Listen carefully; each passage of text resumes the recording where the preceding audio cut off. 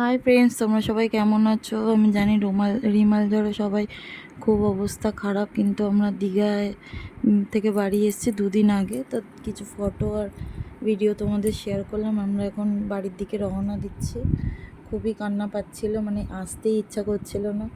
তারপরে যাই হোক, আসতে তো হবে, কিছু করার নেই। আমরা শুনেছি যে দুদিন পরে ঝড় টর হবে, ওই জন্য আমরা তাড়াতাড়ি রওনা দিয়ে দিলাম। 3 দিন তো থেকেইছি, 4 দিন প্রায়। তাই জন্য আমরা বাড়ির দিকে তাড়াতাড়ি রওনা দিয়ে দিলাম। এরপর আমরা ভ্যান ধরবো, ভ্যানে করে উঠে, কেননা ওই অটো বা টেকারে আমাদের হবে না, ট্রলি ফলি নিয়ে। তাই আমরা ভ্যানে করেই সবাই মিলে রওনা দেবো। বাচ্চা কাচ্চা আছে তো হবে না আমাদের, তাই আমরা এখন ভ্যান খুঁজছি। যদি পাওয়া যায় তো সেই ভ্যানেই আমরা উঠে যাব। তো যাই হোক, আমাদের খুব কষ্ট লাগছে এখান থেকে যেতে, কেননা এখানে এত ঘুরেছি, এত আনন্দ করেছি, যেতেই ইচ্ছা করছিল না। তো বাড়ি তো যেতেই হবে, কিছু করার নেই। তো আমরা একটা ফাইনালি ভ্যান পেয়ে গেছি, তো ওটাতেই আমরা উঠবো। একটা ভ্যান নিলেই আমাদের হয়ে যাবে। আর ভ্যানে আমরা উঠে গেছি। এবার তোমাদের রাস্তার ভিউটা দেখাবো। এখানে তোমার ভ্যানে উঠতে একটু দেরি হয়েছিল, কেননা আমাদের ট্রলি ফলিগুলো ছিল, ট্রলি ফলিগুলো উঠিয়ে তারপর বাচ্চাগুলোকে উঠিয়ে তারপরে আমাদের উঠতে হয়েছে। তো যাই হোক, এই যে আমরা ভ্যানে করে উঠে চলে এসেছি দীঘা থেকে এসে যেই আমরা ট্রেনে ধরেছি, এটা হলো দীঘা স্টেশন। ট্রেন ধরে যে জাস্ট ভিউটা দেখো তোমরা, স্কাইয়ের ভিউটা দেখো, জাস্ট অসম। আমার তো দারুণ লাগছিলো ভিডিওটা করতে। সকালবেলা এত সুন্দর ভিডিও এসছে, বলার মতো না। কিন্তু আমরা যতদিন দেখেছি ততদিন দীঘায় কোনো বৃষ্টি বাদল ঝড় কিছুই হয়নি। আমরা দারুণভাবে এনজয় করেছি।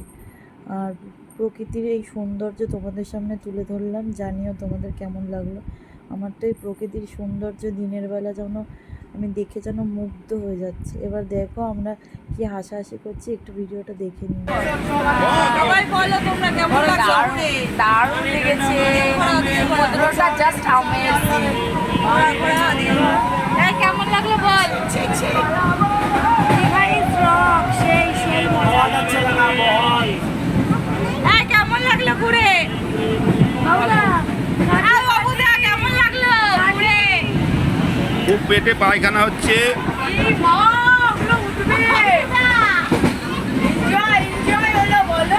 না।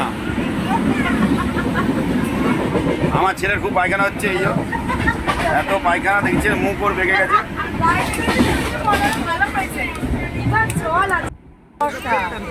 বাবা দেখিয়েছিল রুদ্রাক্ষকে দিয়ে জয়েন, তো বাবা বলছে কত করে, এবার ওইটার দাম তো লাগবে, বলছে 14,000 টাকা। সোজা হয়ে বসো, সোজা হয়ে উঠে বসো। বাবা বলছে অন্যরকম মেখে ছাড়িয়ে দিয়েছিল। আর ওই রাধামার নাম সকালবেলা বাসি বিছানায় কৃষ্ণের যে রাধা মায়ের নাম বলছে, আমার মাথা আর বিছানা তলে তুলসী নিয়ে ঘুমাতে বলেছিলাম কিছু, কিন্তু রাধা মায়ের নাম নিয়ে মাথা এখন ঠান্ডা থাকে। এখন দেখো সব করি, আগে তো ঝগড়া লেগেই থাকতো।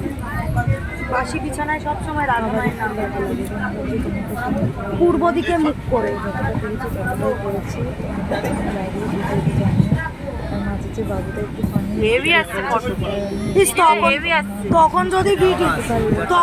তখন যদি ভিডিওটা করতাম ভালো হতো। কত পদ্ম ফুল ফুটেছিল, সাদা পদ্ম, তাও আবার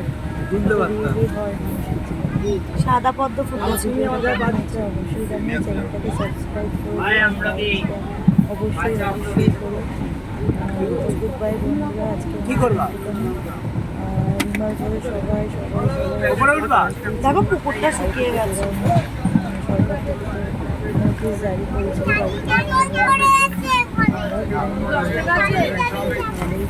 দাঁড়িয়ে কেন বসার জায়গা আছে।